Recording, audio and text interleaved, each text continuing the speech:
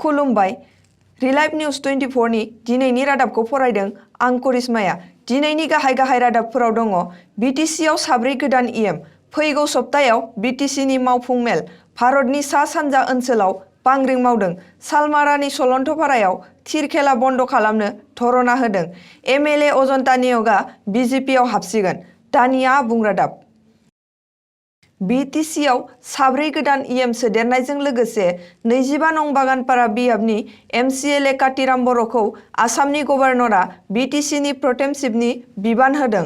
साब्रै इएमफोरा जाबाय बिजेपिनि 7 नं फकिराग्रामनि बियाबनिफ्राय अरुप कुमार दे, बिजेपिनि 29 नं सुक्लाय सेरफां बियाबनि रनेन्द्र नार्जारी, इउपिपिएलनि 14 नं सियारदुवारनि रन्जित कुमार बसुमतारी, इउपिपिएलनि 6 नं कुसुगाव बियाबनि उखिल मोसाहारी।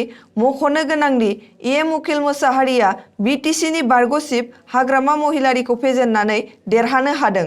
एनडिएफबिनि मोनसे हान्जानि बारग' गाहाय नेहाथारि रन्जित कुमार बसुमतारी बिथांखौ बै समाव बिआर फेरेंगा होननानै मिन्थियोमोन। बिथाङा बिटिसिनि बारग' डिप्युटि चिफ खाम्फा बरगयारीखौ फेजेननानै देरहानो हादोंमोन। बिटिसिनि चिफ प्रमद बर'आ बिटिआरआव मोजां जौगाखांनाय खामानि मावनो नायबिजिर कमिटि दागोन होननानै खिन्थायो। लोगोसे बिटिसिखौ मोजाङै सामलायनो आरो जौगानाय खामानिखौ मोजाङै मावफुंनायाव बोसोन होनो बड'लेण्ड ट्रेन्सफरमेशन कमिटि दानायनि खोथाखौ रायखाङो। बिटिसिनि मावफुं मेलखौ फैगौ सप्तायाव खालामगोन होननानै बुङो।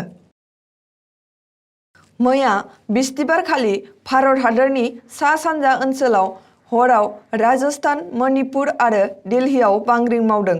मोनथिनो मोननाय बादिब्ला मणिपुराव हरनि 10:03 3.2 रेक्टर स्केलाव मावदों आरो राजस्थानाव 4.2 रेक्टर स्केलाव मावदों होनना मोनथिदों आरो बे राजस्थानाव मावनाया हरनि 11:46 दिल्लीसिम मावबोदों।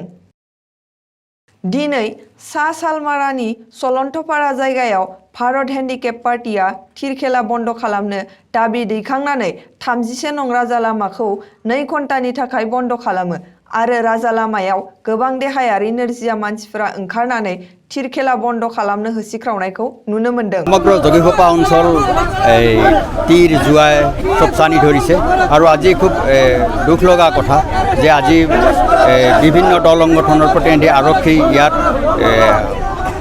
ইয়াৰ পৰা মাহেকীয়া ধৰণে পইচা লয় বুলি এটা অভিযোগ উঠি আছে আৰু এইটো খুব দুখৰ বিষয়। गलाघाट बियाबनि एमएलए अजन्ता नेवगजों लोगोसे गोबां कंग्रेसनि दैदेनगिरिफोरा बिजेपिआव हाबसिगोन।